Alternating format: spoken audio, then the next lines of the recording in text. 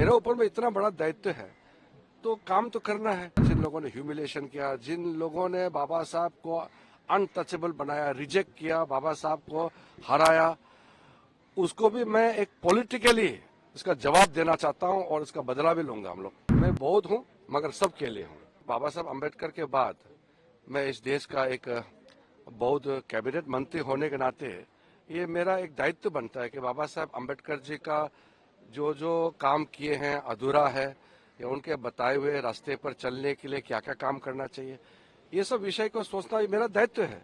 क्योंकि मैं ही अकेला इस देश का बौद्ध कैबिनेट मंत्री है, तो मैं नहीं सोचूंगा तो फिर कौन सोचेगा।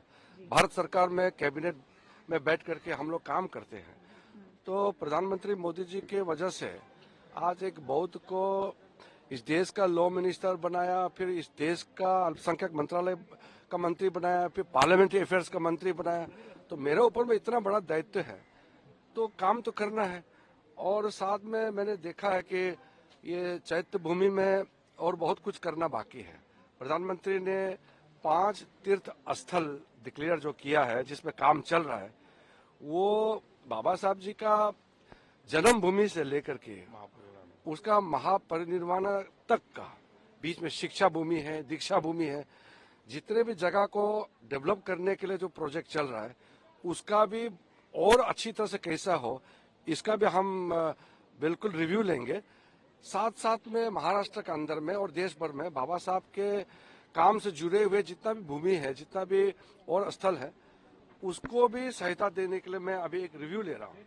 महाराष्ट्र सरकार की ओर से भी मेरा तरफ में पत्र आया है, लेटर आया है, और मैं भी यहाँ के मुख्यमंत्री उप मुख्यमंत्री से बात किया है कि बाबा साहब से जुड़े हुए जितने भी जगह है महाराष्ट्र के अंदर में उसको चयन करके हम लोग उसको विकसित करना है। तो बहुत काम है। आज तो सिर्फ मैं यहाँ नमन करने के लिए आया हूँ, पूजा करने के लिए आया हूँ। पॉलिटिकल विजिट नहीं है, लेकिन चुनाव नजदीक है।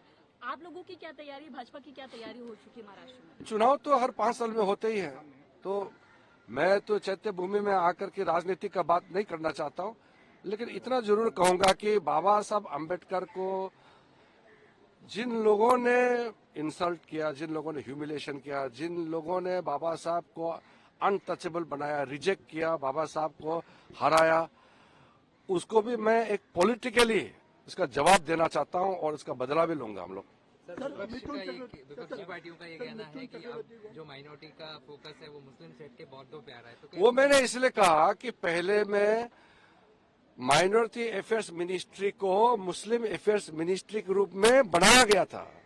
लोग ऐसे देखते थे कि माइनॉरिटी अफेयर्स मतलब मुस्लिम अफेयर्स, तो हमने इसको चेंज किया है।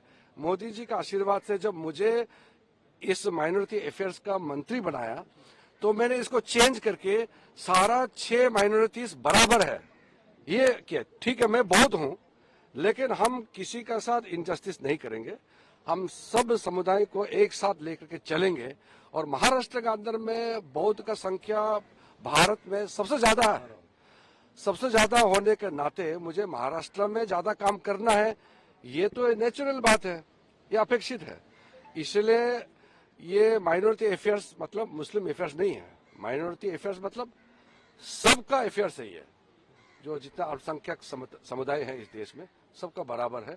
मैं बौद्ध हूं मगर सबके लिए हूं, इतना मैं उस दिन बैठक में भी कहा और मैं ऑफिशियली भी ये बात कह रहा हूं।